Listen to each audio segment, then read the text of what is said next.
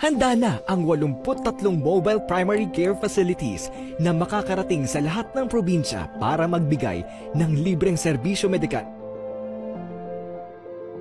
Lula nito ang iba't ibang medical equipment tulad ng mobile digital x-ray machine, ultrasound machine, hematology analyzer, binocular microscope, clinical centrifuge, ophthalmoscope, Regent refrigerator, at iba pang kagamitan para masiguro ang wastong resulta ng laboratory test.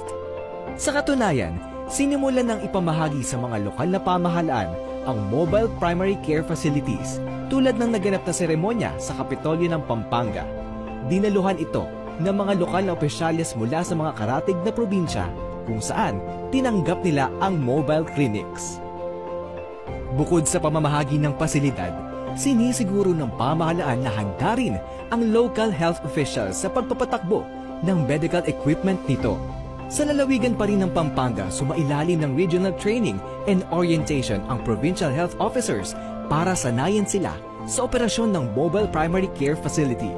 Buong bansa ang serbisyo ng libreng laboratorio, konsultasyon at gamot para tugunan ang pangangailangang medikal.